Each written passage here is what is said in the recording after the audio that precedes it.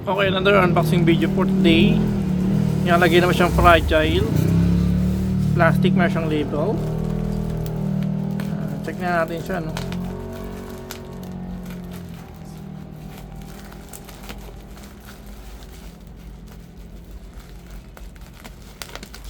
Okay, check natin.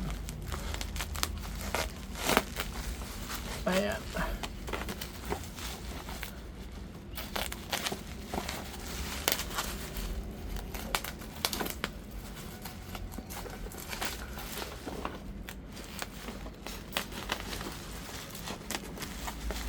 Okay. Ayan. Alright, so okay ka itong solar, guys, no? So meron tayong KKS-KY, no? 100% energy saving.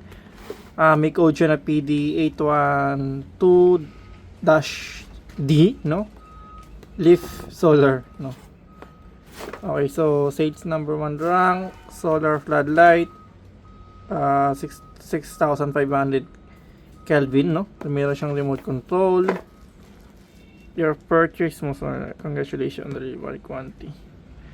Okay, so up to 30,000 hours, no? Ayan. Okay, 2 years warranty, no? Charging time 8 hours. Dito yung battery. Okay, so same lang naman din dito, no? Okay, so buksan natin para mas makita natin yung loob niya.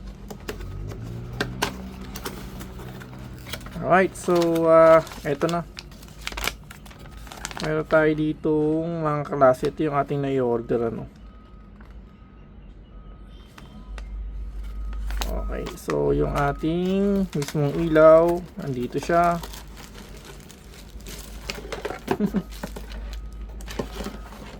So yung kanyang solar panel, ito medyo mas malaki to, no? Isang dangkal siya. Yung kanyang mismong ilaw, ito. Okay. Ang ano to is may lagyan natin siya dito para makapag-charge na tayo. Kama lang pala siya, no?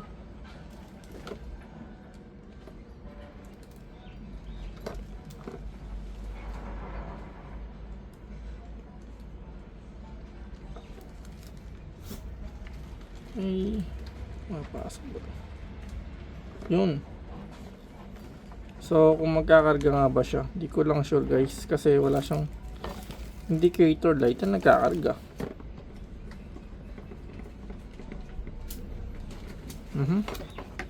So, yung kanyang siyang battery na kasama, no? I-build lang natin to. Lang naman siya. Okay, pero ganda, build muna natin siya, no? Yan. Okay, next, ito yung ating items na to. Check natin. So, bali guys, dito natin siya lalagay sa mismong terrace natin para meron tayong konting liwanag dito. Ano ba yung mga kasama niya? Yun lang naman. Yun.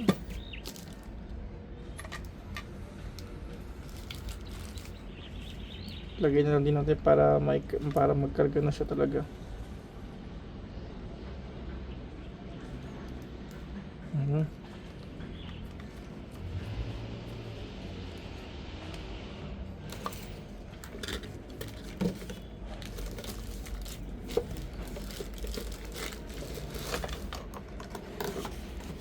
Okay. Nagpipicturean ko pala siya. Ano ko siya mapicturean.